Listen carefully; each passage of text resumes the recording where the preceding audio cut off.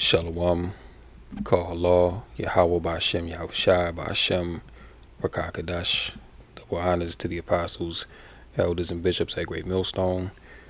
Peace, blessings, and salutations as always to the hopefully elect tabernacle of David, scattered throughout the four corners of the earth, the Akim and Akwath, diligently laboring in his truth and striving for the kingdom.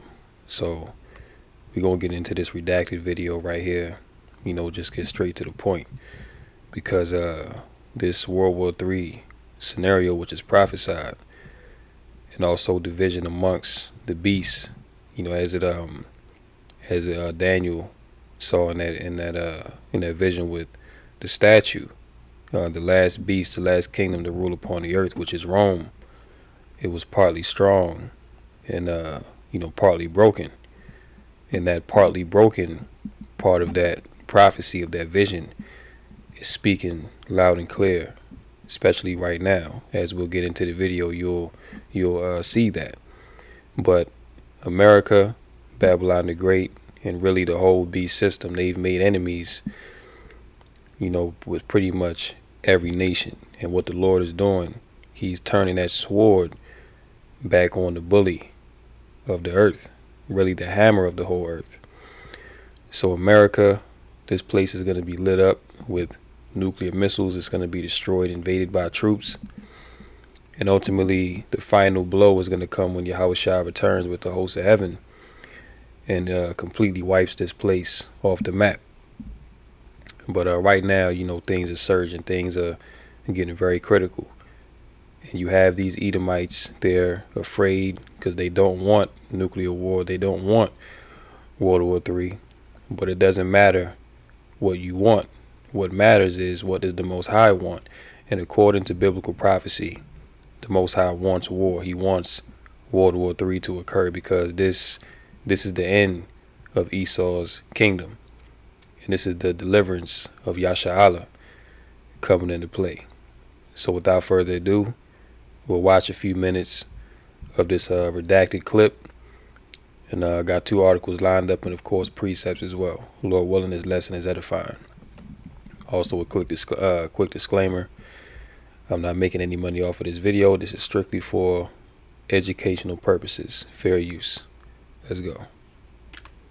The global world order is being rearranged right now, right before our eyes, and Washington, D.C. is desperately trying to hold on to power. Something very big is about to happen, and we better be paying attention to it. And there are like 5 huge news developments that we need to cover today, which have massive implications for Western powers.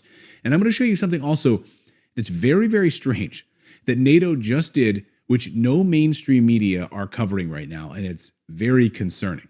But first, let's start with something that's coming to the Western Hemisphere. On Friday, Russian President Putin started sending a massive armada of battleships headed right for Cuba, right off of Florida's coast. Several Russian warships are on their way to Cuba this morning. That happened back in the 1960s, the Cuban Missile Crisis. It was just a little thing.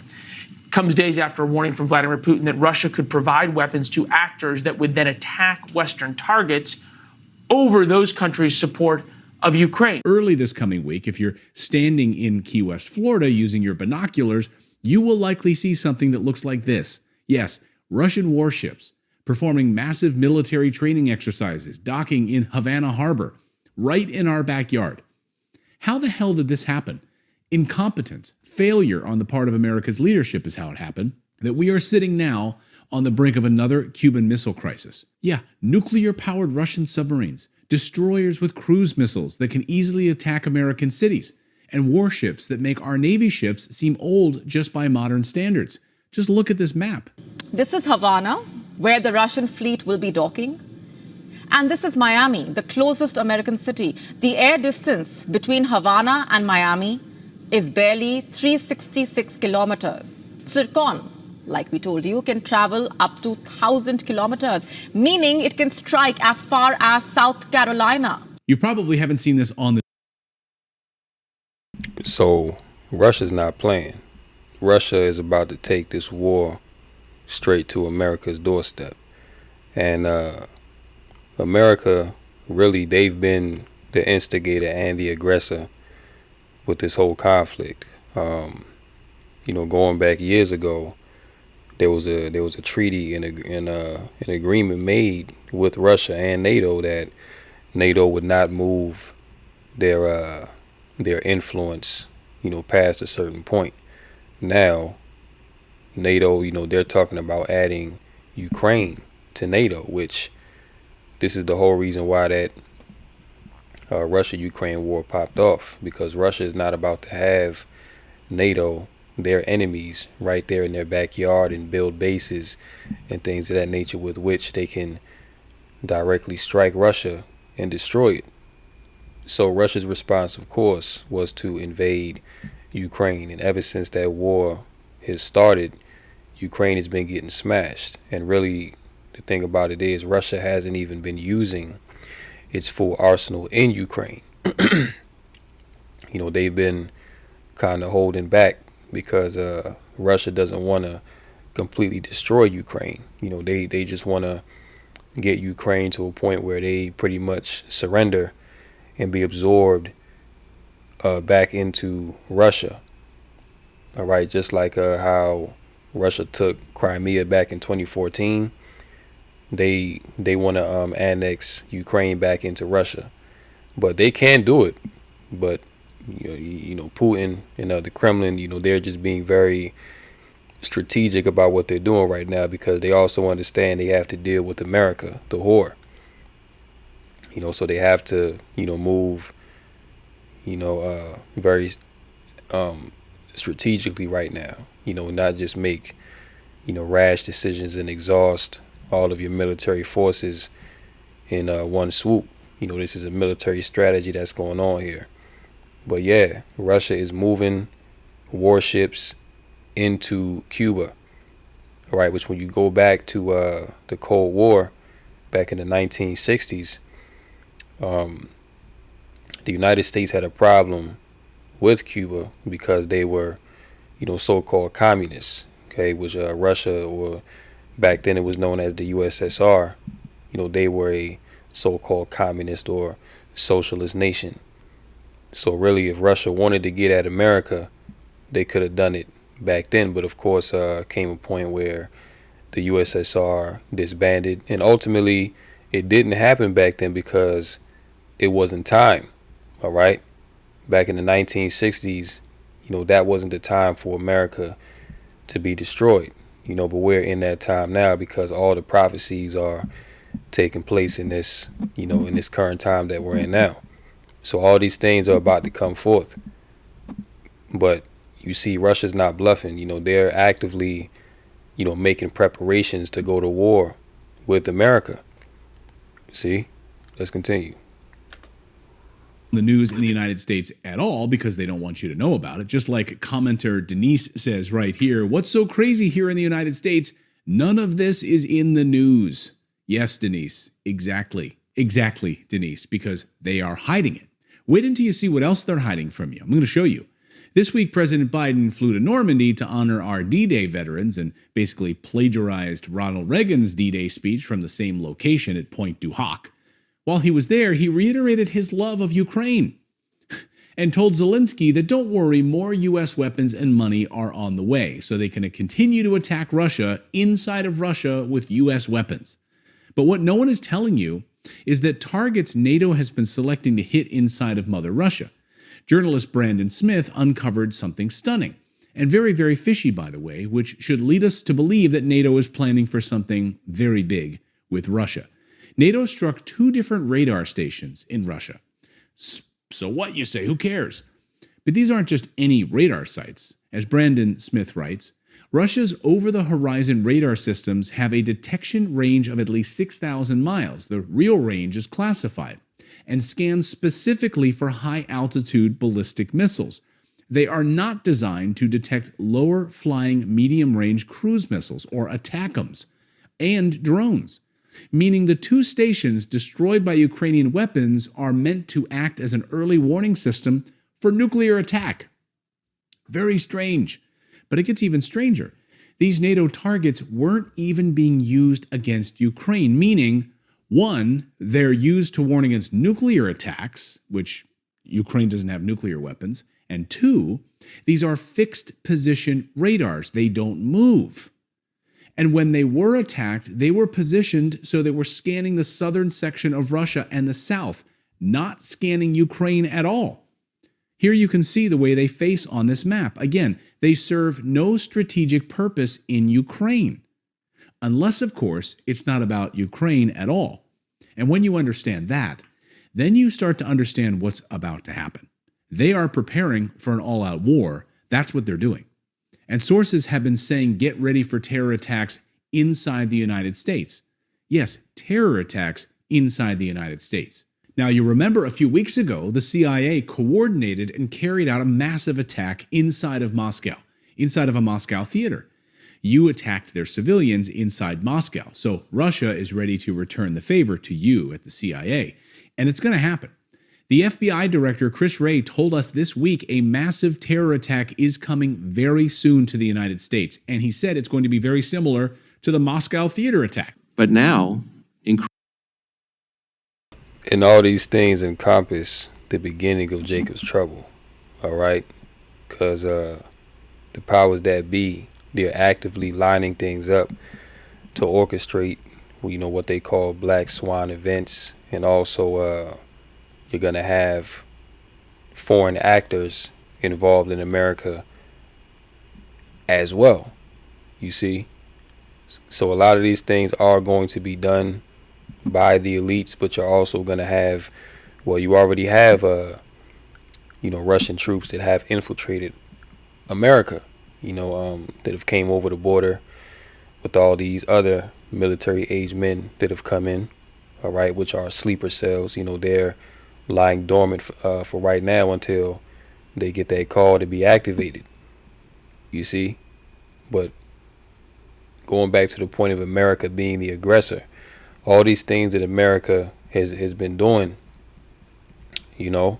really Slovakia, really NATO and the EU, they're really gonna have to take the brunt of the responsibility, because America is sitting pretty across the water. Those NATO nations, they're right in the line of fire of Russia, and Russia, Putin has been talking about making advances into Europe, you see? And this is also why you have division amongst NATO, that they don't really trust America to lead them anymore, because they see that America, they're causing all these problems overseas. But if the European nations were to be attacked, then they wouldn't invoke that Article 5. All right, basically, that states that if you attack one NATO nation, then that's like you attacked them all. So if France was to get attacked by Russia, then America would have to jump in and support. You see, but these European nations, they know that if such a thing was to happen, then America wouldn't be there. And American leaders have pretty much said that in a roundabout way already, you see? So NATO is divided. This whole beast system is divided, man. All right, so the grounds are set for things to get very critical. All right, and let's get this here in Isaiah 13:17. It says, "Behold, I will stir up the Medes against them." Now, the Medes here, this is referring to the Russians. All right. "Behold, I will stir up the Medes against them, which shall not regard silver, and as for gold, they shall not delight in it." Verse 18, "Their bows also shall dash the young men to pieces, and they shall have no pity on the fruit of the womb. Their eye shall not spare children. And Babylon, the glory of kingdoms, the beauty of the Chaldees," okay, which is America, "of the Chaldees' excellency shall be as when Yahweh overthrew Sodom and Gomorrah." And ultimately, what was the fate of Sodom and Gomorrah? It was burned up with fire, all right, fire and brimstone. So in this verse here, it's saying that America is going to meet the same fate as Sodom and Gomorrah, which, America, Babylon the Great, this is spiritual Sodom, you see? So everything prophetically is lining up, and things just continue to progress and get worse day by day. But the Wada Yahweh Basham Shai, that we have the playbook so we can know what's going on. It's like we're following the script play by play. You see, we know what's going to happen before it happens because these things are already written, which it shows you that there is no free will. Everything is already preordained to happen. All right. So all of this tension that you see going on between Russia and NATO and members in NATO wanting to leave and side with the enemy, all these things are prophesied, man. These things must be before the end can come. Let's continue. Increasingly concerning is the potential for a coordinated attack here in the homeland, akin to the ISIS-K attack we saw at the Russia concert hall just a couple weeks ago. I wonder why he knows that. The West is getting desperate to hold on to power, and it needs an enemy, even if Russia isn't an enemy at all. But they're about to be. This week, for the very first time, Putin labeled the United States an enemy state, an enemy of the country. This is unprecedented, so they've labeled the United States an enemy now, officially. Nowhere is this desperation by the West more apparent than with the US dollar right now. Now, if you have your money in US dollars, God help you. It's under assault. And of course, it's declining faster than President Biden's mental health. That's why Americans are buying up gold, they're buying up Bitcoin as fast as they can. And so are institutions, and so are central banks, by the way. Congressman Thomas Massie was just on Tucker's show this weekend. It was eye-opening. And he was especially pointing out how the United States dollar as a reserve currency is collapsing. At some point, they're going to quit using our dollars as reserve currency. I mean, I watched your interview with Putin, and one of the things, whether you hate him or not, one of the things he said that is true is when we sanctioned him, before we sanctioned Russia, 70% of their transactions were in US dollars. And after the sanctions, it's less than 20% of their You see, so what America really did, because it was America's idea to impose those sanctions on Russia. And Russia, they flipped it back on America. Now, Russia's like, we don't need the US dollar no more. We can have our own currencies that we use and circumvent the dollar. So you know what's happening with the dollar now? I just went into this the other day. But those dollars that were once in circulation worldwide, the demand for it has now dropped to an all-time low. And what's happening is that these dollars are coming out of circulation and they're returning back to America. And this is why you're seeing heavy inflation happen. This is why very soon it's going to be hyperinflation. All right? Because no one wants to use the dollar anymore, because all these nations have seen that, pretty much if you don't play ball with America, if you don't abide by their wicked policies, then they can just sanction you. They can pretty much destroy your whole nation if you don't, lay down and do what America wants you to do. So in response, these other weaker nations, they've said, you know what, we're gonna dump the US dollar too, because we don't want to be sanctioned. We don't want to have our people's hands, directly tied to this whore. Because basically, the whore, whenever they want, they can just cut you off and then you'll have nothing. It's better, this is the thinking now. It's better that we create our own currencies. This is why the whole BRICS alliance, which that the economic side of it, that's just one facet, but it's really a military alliance. All right. But that whole BRICS coalition, that coalition is hurting the dollar, man. All right. And this dollar is pretty much done. Let's go here. Joel 3 in verse 1. For behold, in those days and in that time, when I shall bring again the captivity of Judah and Jerusalem. Okay, these things are happening for the controversy of Zion. All right. The Lord is performing these great works in the earth and causing these nations to war one against another, ultimately for the deliverance of the nation of Israel. All right. On this go around, the elect of the nation of Israel. Verse 2, I will also gather all nations and will bring them down into the valley of Jehoshaphat, or Yehoshaphat in the Paleo Hebrew, and will plead with them there for my people and for my heritage, Israel, whom they have scattered among the nations and parted my land. Verse 3, and they have cast lots for my people and have given a boy for an harlot and sold a girl for wine that they might drink. Let's go down to verse 9. It says, proclaim ye this among the Gentiles, prepare war.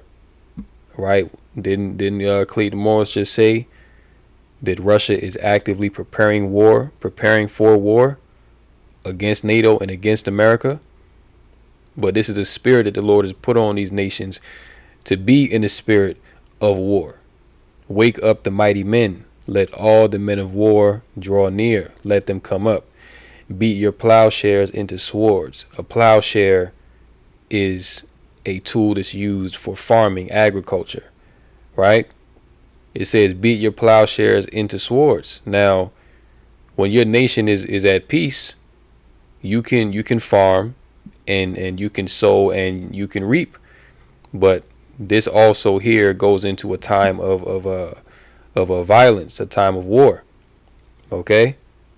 Because when you have to turn your pruning hooks, your farming tools into weapons to fight, well, that means that peace has left the earth. All right? People are not worried about sowing and reaping anymore. You know, people are worried about defending their lives, defending their homes, you know, from the enemy. You see, so the earth right now is going from one that has been at relative peace to now extreme violence. All right? And your pruning hooks into spears. Let the weak say, I am strong. Verse 11, assemble yourselves and come, all ye heathen, and gather yourselves together round about. Thither cause thy mighty ones to come down, O Lord. Let the heathen be wakened and come up to the valley of Yehoshaphat, for there I will sit to judge all the heathen round about. See that? So the Lord is gathering these nations together so that they can all be judged. All right? That's the ultimate purpose of why you're seeing all these things take place in the earth. And once again, the water Yahweh Bashmel Shai, because we understand what all these things are ultimately leading to. Because you have people in this world, they see what's going on just like we do, but they can't quite wrap their mind around, number one, why this is happening. Number two, why these leaders just won't stop, because they just keep going, not understanding that the Lord has put a spirit on these leaders to fulfill his will, to fulfill prophecy. You see that? So this truth is truly a blessing, man, because we're not deceived. We see exactly what's going on, and we understand what's going to come in the future, so that we can prepare ourselves in the spirit to deal with these things. Also knowing the names of Yahweh and Yahweh Shai, that we can call on as a refuge of safety in these evil days. Verse 14, multitudes in the valley of decision, for the day of the Lord is near in the valley of decision. All right, so this World War III is shaping up, man. Okay, and these elites that run this world, they're not gonna stop, because ultimately they're hell bent on creating their NWO. But even in that, they're deceived. Okay, because even the scriptures say that the deceived and the deceiver are the Lord's, that they're his. So he the Lord has brought their own delusions upon them. See, because Esau, he thinks that he's forwarding his agenda, his NWO, by causing all this chaos within the earth. See, but even Esau is deceived, because he doesn't even realize that the Lord is pulling the strings behind this devil's back. All right, and really him pushing to implement this NWO, all he's doing is forwarding his own destruction. You see, and we can go here, because this is big news as well, and this kind of went under the radar. But the Kremlin, okay, which is Russia's government, welcomes Turkey's reported desire to join the BRICS. You see that? So now Turkey, which is a NATO member, they're looking to join the BRICS, which brothers have brought this out, in multiple lessons, man.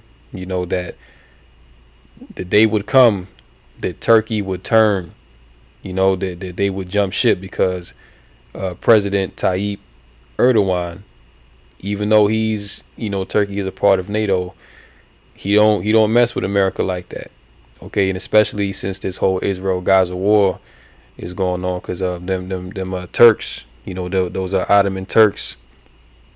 They're a majority Muslim nation, and the Palestinians, they're Muslim as well. So the fact that Israel has been slaughtering, genociding the Palestinians over there, and America has been backing them, Turkey has been very outspoken about that and has expressed extreme contempt about what America has been doing. You see, and let's go here to Jeremiah 49. All right, Jeremiah 49 and 20. Therefore, hear the counsel of the Lord, Yahweh Bashem Yahushai, that he hath taken against Edom, and his purposes that he hath purposed against the inhabitants of Teman. Surely the least of the flock, which is Israel, shall draw them out. Surely he shall make their habitations desolate with them. So the least of the flock, being Israel, is drawing out these nations to war. All right, because you even have particular NATO and EU countries that are divided on whether or not they want to recognize Palestinian statehood. But even in that, that's even more of a precedent for NATO to be divided along political lines and eventually military lines. You see, because just like how you have Turkey right now seeking to join the BRICS, you're going to have really all the European nations, they're going to jump ship. All right, because they're not going to, because again, like the point I made earlier, if Article 5 is invoked and a NATO country gets attacked, one of those European nations, America's not going to show up. Really, America doesn't have the means to defend their own allies. And these European nations recognize that. That's why when you go months back, Italy was at the forefront of talking about creating a de facto European army to defend the NATO European countries, because they know that America's not going to be there when they're needed, when they're called upon due to that Article 5 in case of an attack. So now these European nations, they're looking like, well, what's really the point to be a part of NATO and have the backing of America when our strongest ally isn't even going to be there to defend us if we get attacked? You see? And then they think back to World War II and World War One. Europe took all the damage. America didn't take no damage from World War One and World War II. So they think about that as well. They like, damn, well, even in that, America wasn't really there like that. We took the brunt of the damage. Our infrastructure was destroyed. Our population was decimated, and America was fine. So this time around, they're gonna be like, you know what? It's time to look out for ourselves. And that goes into that Revelation 17 and 16, the beast shall hate the whore. You see? And also all these policies that America's putting in place, and just this ongoing BS war, that they're backing Israel to go in against those Palestinians. Pretty much the whole world sees that that's a BS narrative. You know what I'm saying? So these European nations are just fed up with America. So this is why you're seeing Turkey, really being the first to express that interest. And then, pretty much all these European nations feel the same way. But Turkey, they're just bold enough to just come out and just say it. All right. But Putin is entertaining Turkey joining the BRICS, and this is going to shake things up, because once those other NATO countries see that Turkey left NATO and now they're with the BRICS, what do you think they're going to do? You see? because that Russian threat is real, man. That Russian threat can wipe out the whole of Europe.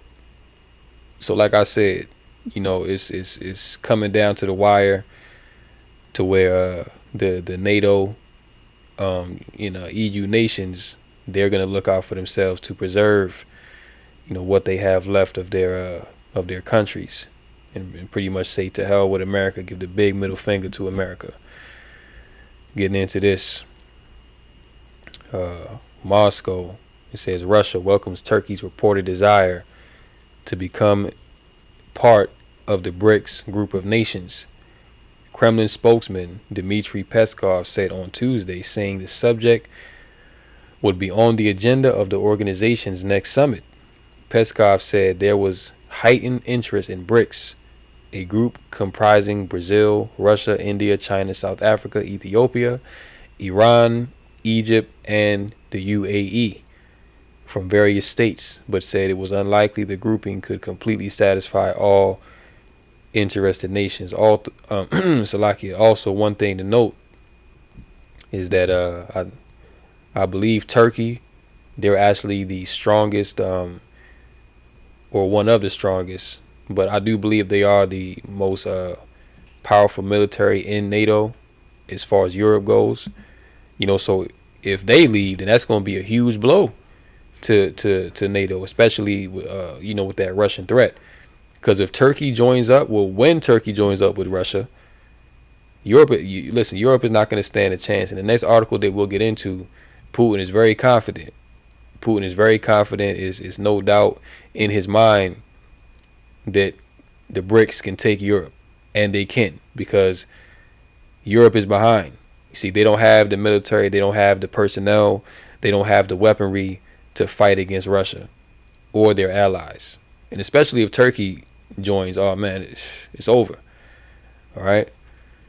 On Monday, Turkish Foreign Minister Hakan Fidan began a visit to Beijing, the highest level visit by a Turkish official to BRICS member China since 2012. Fidan held talks with Chinese counterpart Wang Yi and other officials during the visit. Asked whether Turkey would want to join BRICS during a talk at the Center for China and Globalization on Monday, Fidan said, "We would like to, of course. Why would we not?" However, he did not elaborate further. You see that? He said that, yeah, we would like to join BRICS. Like, what other option do we really have? I mean, staying with NATO, that's guaranteed destruction. It's better off that we get with BRICS because the BRICS are rising and the West is falling. All right, so Turkey is trying to be ahead of the game and get with this new hegemony that's being built up. You see, but really all these nations are deceived because, as the scriptures say, why do the heathen rage and imagine a vain thing? All these nations are raging, warring with one another back and forth, thinking that they're going to be the next superpower. But in all reality, the meek are going to inherit the earth. The people who the world least expects to be the next rulers are going to rule over all these heathen, man. So really all what they're doing is in vain. All right, but the Lord has blinded them. You see, they can't see it.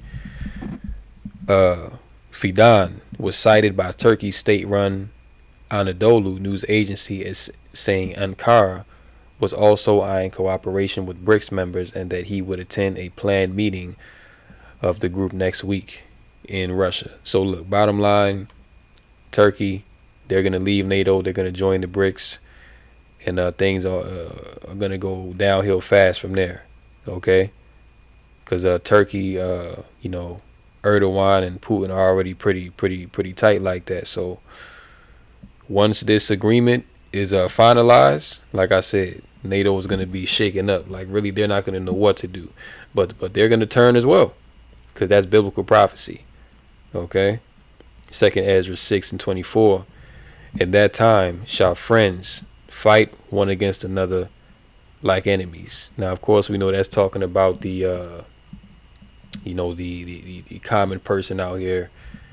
Like you may have a so-called friend that you've known all your life. When times get hard and food is scarce and resources are low, the jobs are gone. People are going to turn on each other. All right, really, you're already seeing it. It's already happening, man. Like, especially amongst Jake. What I'm saying? You got Jake back. Just backdooring they closest homies, man, and don't feel no type of way about it. It's happening every single day. But even on the larger world stage, all right, Turkey was once a friend of NATO, was once a friend of America. Now that relationship has turned sour because of the Nord Stream pipeline, and also because of what's going on in the land of Israel. So now friends are starting to fight against one another like enemies. An evil eye is being turned against America. And the earth shall stand in fear with those that dwell therein. The springs of the fountains shall stand still, and in 3 hours they shall not run. So ultimately, look, destruction is coming. Okay? And we're in that time to where these things are about to come forth full force. Time is very short, man. So let's go here to this last article and we'll close out. Confident Putin warns Europe is, quote, defenseless. Look at him. They think Putin playing around, man. But hey, ever since Russia's full-scale invasion of Ukraine, Moscow has been engaged in nuclear saber-rattling, dropping a series of not-so-subtle hints that trying to defeat a nuclear power like Russia could have disastrous consequences for those who try. Today, President Putin claimed that Russia wouldn't need to use a nuclear weapon to achieve victory in Ukraine. You see? So Putin is so confident. He's so sure of himself, which he should be, because just look at Ukraine. Just look at how the Russians have been running through Ukraine. Right now, Ukraine has no defense. You see?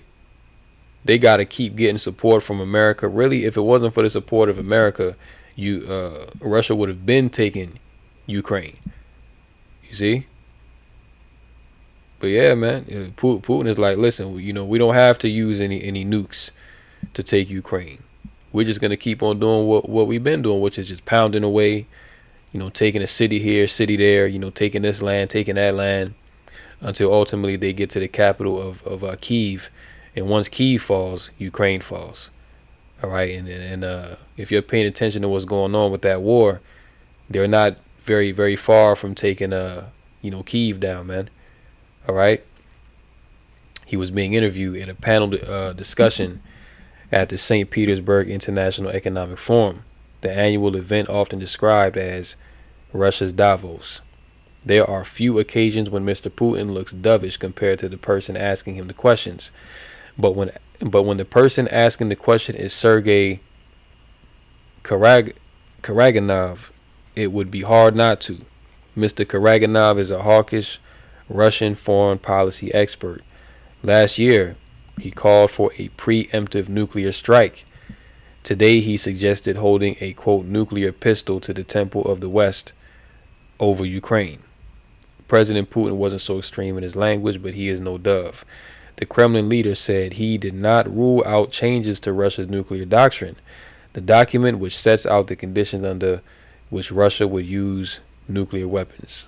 Quote here, this doctrine is a living tool, and we are carefully watching what is happening in the world around us and do not exclude making changes to this doctrine.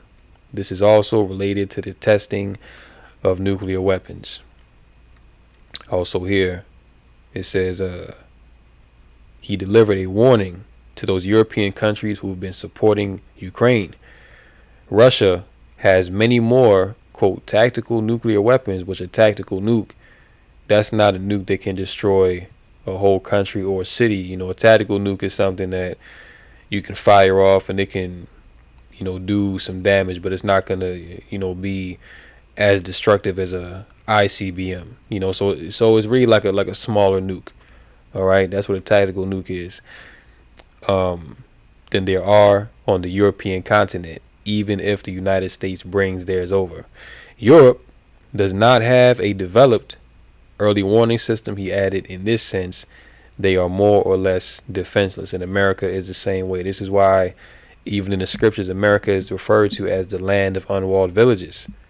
All right? Because this place really don't have no defense. I mean, Russia has hypersonic missiles that can travel faster than the speed of sound. Europe, the European nations, they don't have any defense against that, and neither does America. So when the Lord finally, puts the spirit on Russia and their allies to fire missiles to America, it's going to be a devastating end. Okay? And Lord willing, we be the ones that are up in the chariots watching the destruction take place below. All right? In that lake of fire. 2nd Ezra 9, we'll close out on this. 2nd Ezra 9:1.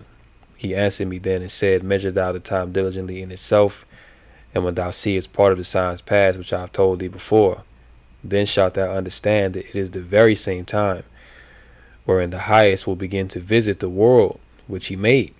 Therefore, when there shall be seen earthquakes and uproars of the people in the world, then shalt thou well understand that the Most High spake of those things from the days that were before thee, even from the beginning. For like as all that is made in the world hath a beginning and an end, and the end is manifest. So the end is manifest now, okay? The end is manifest right now, man. All right? Through guys like this, through what's going on with, these European nations having an evil eye towards their, once beloved allies. All right, the Lord is stirring everything up, man, for the controversy of this World War III, for the collapse of the dollar, for the destruction of the wicked. You see, so I'll go ahead and close out here. Lord willing, this lesson was edifying. Call Lord Yahweh Ba'Shem Yahushai Ba'Shem Rakakadash. And until next time, Shalom to the elect. Come Yasha Allah and the Bible Ball.